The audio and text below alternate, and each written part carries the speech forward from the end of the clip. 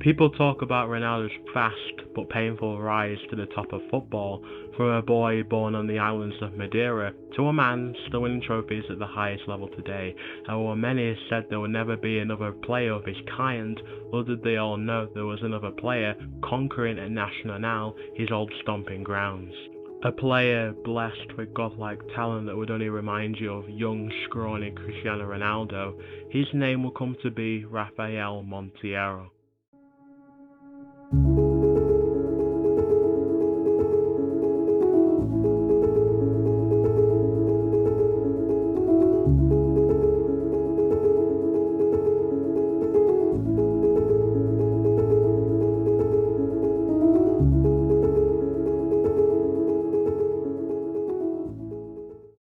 Montiero spent his days watching Cristiano Ronaldo as a young kid training at Nacional. However, his parents realised that from a young age he was going to grow up to be a scrawny young boy, so they made sure to supply his diet with plenty of meat and fish. And when he was on the Nacional training ground, he was training and learning how to use his physique to beat the biggest and bulkiest of players, which could be a skill that could be used by Rafael Montiero that could make and break his career, like Cristiano Ronaldo. And by then Montiero would get a spot in the first team. However, there were a couple of problems that needed to be identified: his poor aerial ability in one-on-one duels, his arrogance within the team, asking for a number he did not deserve, and his poor physical strength that would cause him to get bullied by the other bigger and bulkier players. However, you needed to give Montiero time, as he had the true ability to become the next GOAT. Yeah, he had a troubling start to his career, picking up a one-match suspension after only his first couple of games. However, fans would soon start to see Montiero's true talent as he scored his first goal in the league against Vicente.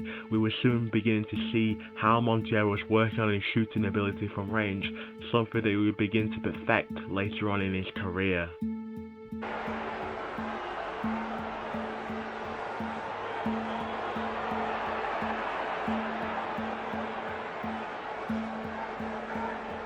Where by the end of the season, Montiero and the Nacional outfit would have 7 goal contributions across all games.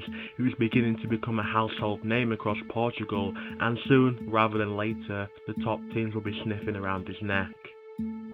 However, for those that never really got to see Montiero, there was one thing that emulated Cristiano Ronaldo, not his goal output, but how he could perform on the pitch. And well, if you don't understand it, let me show you.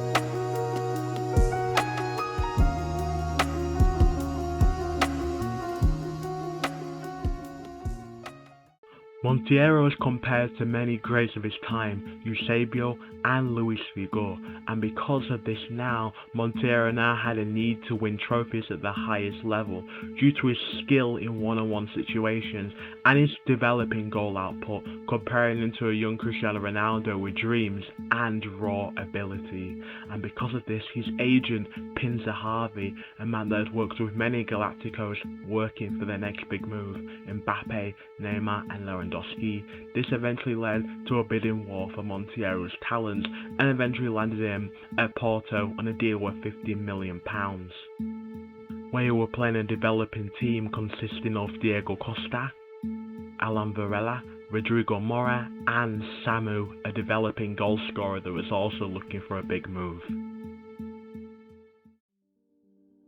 Montiero had a troubling first season at Porto, with him failing to make an impact in the first few months of his Porto career. The fans were struggling to see why he was brought into the club, as Porto were winning games without him being involved, and when he made his first appearance in Europe, he received a red card after only 10 minutes. As Montiero was later reporting his early autobiography saying, "That was the worst time in the entirety of my early footballing career." However, he would soon start getting Portuguese caps as he had the promise to become a top player for the country.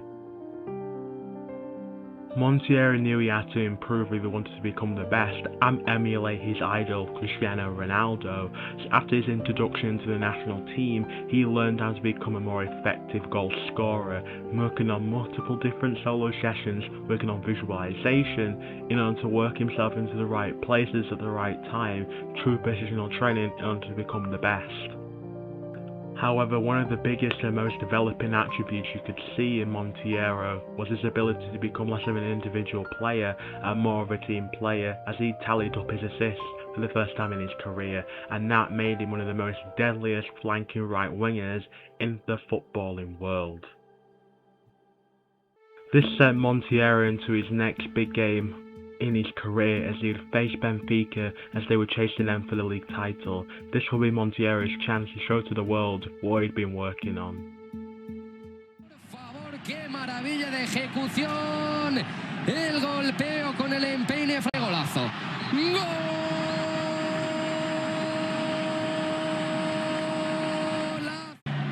Para conseguir sacar del partido al Atlético de Madrid. Golazo. ¡Gol!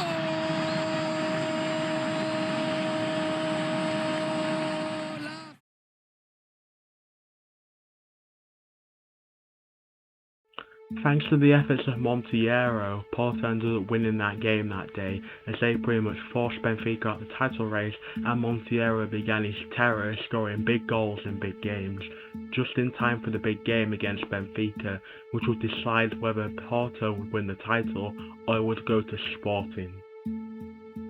This amounted to being a tricky game for Montiero, as he was targeted by the bulky Benfica defenders such as Otamendi, so he had to use his attributes that he'd been developing across the whole season, mainly his ability to score big goals in big games.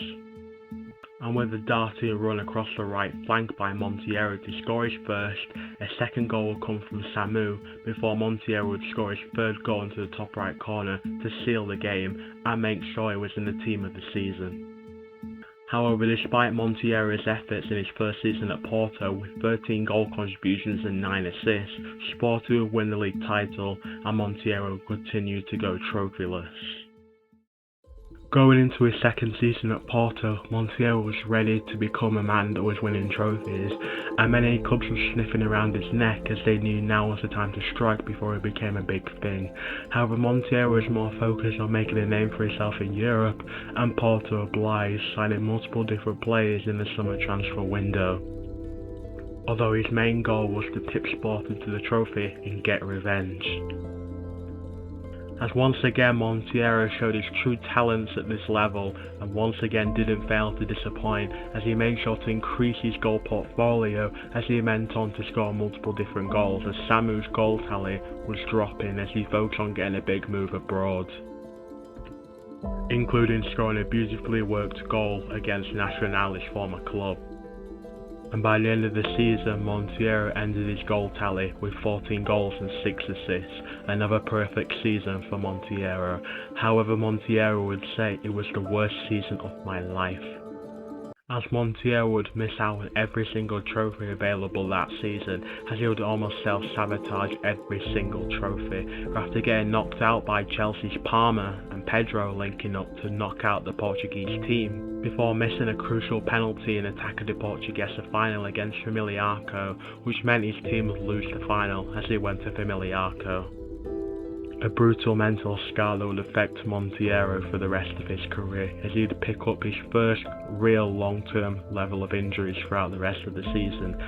Although Montiero would continue to show he was the best and turned up in big moments by making sure Sporting failed to win the league, and he would also develop a new skill that he would use and abuse for the rest of his career, stopping a game before accelerating with pace and dancing past opponents, thus creating a bidding war as multiple teams were ready to acquire Montiero's services, including Porto, who wanted to sign him on an 81k a year deal. However, Liverpool were in the front seat after Montiero embarrassed them in the Champions League group stages that season. However, there was only one club screaming Montiero's name, and that was the club where the number 7 had just become available after the departure of Mason Mount, as he wanted to emulate true number 7s of the past decade, and make his own new era, as his fate was sealed and he would sign for Manchester United in a deal worth £63.5 million. And multiple teammates reported that straight away Carrick made sure to get close to the kid after knowing that talents he'd picked up along the way in Porto, such as his reckless behaviour and his arrogance when winning the game, could bite him back in the face during his time in England. But alas, Carrick started to work Montiero into his plans as he slowly introduced him into the United team.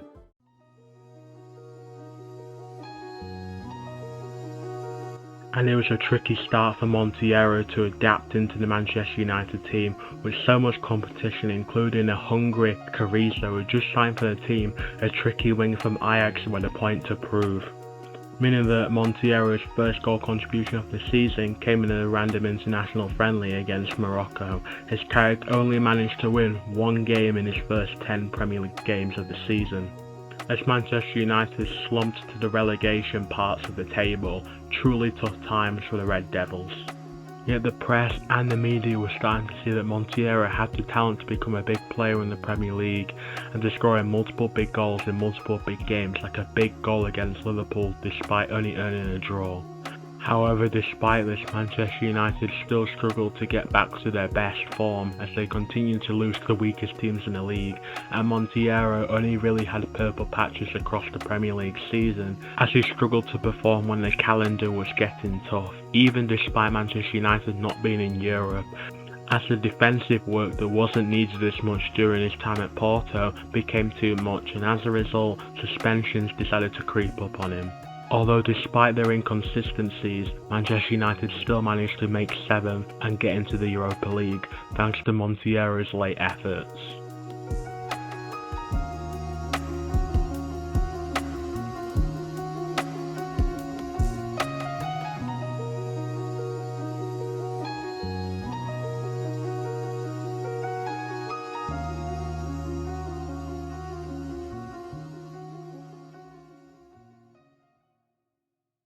Going into his first season at Manchester United, Montiero would register 12 goals and 4 assists in his first season. However, there was still one competition left where Montiero would make himself a great and write himself in the newspapers as one of the greatest number 7s of all time at Manchester United.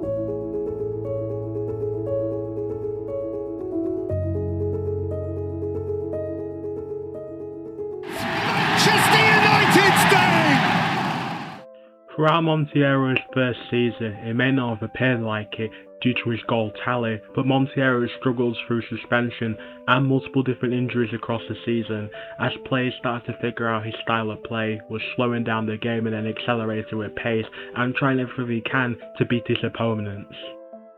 However, during that final where he scored 3 goals in extra time to win his team the game, that's what Carrick was coaching into him from the start, trying to turn him away from being a tricky young winner like the early Cristiano Ronaldo into a ruthless goal scorer from the right hand side. As many players within the league were starting to realise that English referees were becoming more biased and less competent, as multiple different referees were giving away fouls that really should have been given. As Montiero will go into his second season at Manchester United, he would fail to win a cup tournament and as a result would only go up the league against Manchester City. Throughout Montiero's second season, people began to realise he was never going to be a top goal scorer that would always score a lot of goals. However, that was the year he truly became a man, as he bulked up and was able to compete with the biggest of defenders, as he had that one skill that was able to open up the game for the team as a result, as he scored more goals each season as he developed into a top player, as his assists also began to go up. meaning that as he developed and became better each season, he was maintaining a level that most players would dip after a season or two. However, Montiero had to learn not to show off as much, as it didn't rub well against the media image. However, sooner rather than later, he would begin to gain a better mental spirit, as he'd be able to fight back from adversity against the media a lot faster, and he was truly creating a greater synergy across Manchester and with his teammates. As Manchester United as a team was starting to put up great numbers across the league, as thanks to goals from Sesko to win games assisted by Montiero, and the playmaking efforts of Camavinga, they will end up making him the best player in the league that season, as Manchester United pipped City to the league title and crowned themselves Premier League champions. That season, Montiero proved they had the ability to turn up when the team needed him and score big goals or contribute in big moments. However, there was one thing that he still couldn't do. He just needed to show that he can compete and perform in every single tournament, whether it's domestic, continental, or just the Premier League show. So going into his third season at Manchester United, it was finally time for him to try and go for the treble and show to all people that he could finally compete in Europe with the best. So our story truly starts with the FA Cup final, where it was Manchester United versus Brighton, who wanted revenge for losing in the Community Shield final, while United wanted revenge for losing the semi-final of the FA Cup to Brighton last season. But after Ruta put the tie to bed and Brighton won the FA Cup, now their focus was on defending the Premier League title, something United hadn't done this entire decade. So going into the Premier League season, after December, Manchester United were just behind Manchester City with a couple of points, while Chelsea and Arsenal were hanging on, trying to fight for their first title in the last couple of years. A season where Montiero managed to spring into action a lot early in the season and contribute goals without struggling with injury. As he ended up missing a lot more cup games than league games, he was crucial in giving Manchester United a real go at Manchester City to try and retain the title, as he pipped them in the league with a beautiful curled goal. Montiero had proven he could develop at a faster rate than Cristiano Ronaldo, as he gave his team an early lead in the race for the title, as City lost their lead and Chelsea and Arsenal were still chasing closely behind. As Montiero was finally proven that despite his arrogance, he could use that to deflect the fans' anger and use that to score more goals. Yet Montiero would make one of his most disastrous mistakes, as he would earn the nickname in PES, El Payaso, also known as the Clown, after making himself a big mistake against Chelsea in a crucial league match, where he gave the ball away deep in the pitch and allowed Guyu to score in danger. As Chelsea decided the match in a 4-1 win and edged ever so closer to trying to pit Manchester United to their second title in a row. That day, Montiero was flamed by the media, as that would be a test to see how he would truly react to criticism and how he would record himself in a Manchester United way.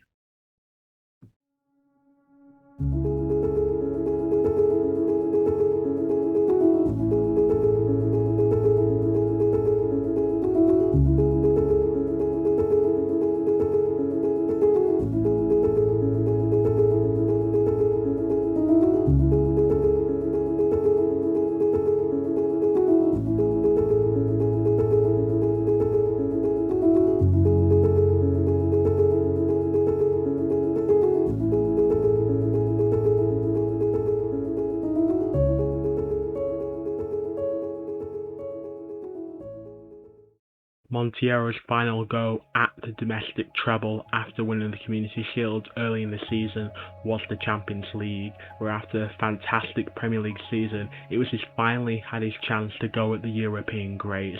However, only one goal in the group stage after struggling with injury through those games. This is a repeating theme that Montiero would always disappear in Europe, only ever scoring one goal from a penalty spot in European tournaments for his national team. Now let me paint the picture of why winning the Champions League was such an afterthought now, as Spanish teams started to dominate the tournament, as English teams came a lot more smaller in this competition, as Barcelona had won 2 Champions Leagues in the last 5 seasons, as they pretty much dominated Europe with their new star striker. and with Manchester United barely managing to make it out of the group, and the Ballon d'Ors currently resting in Spain, with Mbappe and Vinicius Jr. holding one each, and Pedri registering 2 Ballon d'Ors in the last 5 years. This was not meant to be the season where Manchester United break in. Even Sir Alex Ferguson said it'll have to be a couple of years before Montiero could taste the best. But I guess Montiero had other plans, because Montiero developed a solo tactic where if he could get tight to his opponents early into the game and force a yellow card, that would make them less lenient to make a dive and try and tackle him, giving him more space to roam and get more assists to work for the team. Getting him an assist as United won 2-0 at the Bernabeu. And with United having control over a team that had won 2 Champions Leagues in this era, this was surely the chance for Montiero to make it to the semi-finals. And with Manchester United in complete control, after Montiero managed to force another foul, this time from Tchouaméni, this locked the right hand side as Tchouaméni supporting Fran Garcia, who was also on a yellow card. This forced Montiero to go one-on-one and once again grab himself more space. An absolute shining light. He has been sensational. He really has. The only Manchester United player to look like a Manchester United player. Dearie me. Montiero had proven he can perform in Europe after beating one of the best teams in the land, and after cutting a beautiful skilled assist Wheatley to win the semi-final 1-0, he'd booked a final place against Barcelona, which would finally prove who would be the one to win the Ballon d'Or. It would be Montiero versus Pedri, who wanted to win his third, versus Montiero, ready to win his first. Barcelona by this point was stacked with having multiple different players who had the capabilities of winning in the final tournament, as they were looking for their third title during this time period. They had a Frankie de Jong that still had the experience as ever to dictate a game, Pedri who was looking for his third Ballon d'Or, a strong defence with Joe Garcia who was now Spain's #1, and a Sam who was rich scoring goals for fun, and of course Nico Williams who was one of the most tricky wingers in the world. Well, Manchester United were a team that had been missing from the Europe's greatest tournament for 3 separate years and were only just building up their team to compete with the best. So who would be the team to win the tournament, whether it would go to Manchester United or Barcelona? Well, I guess we'll just have to wait and see.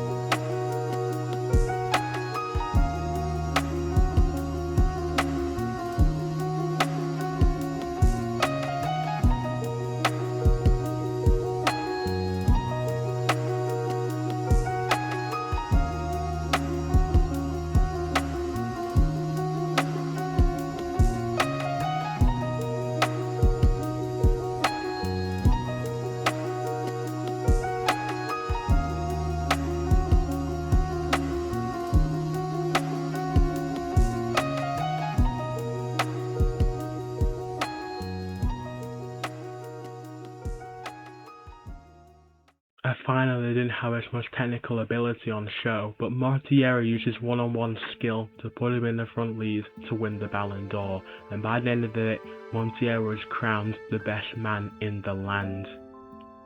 A player that he might not have reached the global outreach of Ronaldo, he showed that he had the capability to get to that level as he kept pushing throughout his entire career.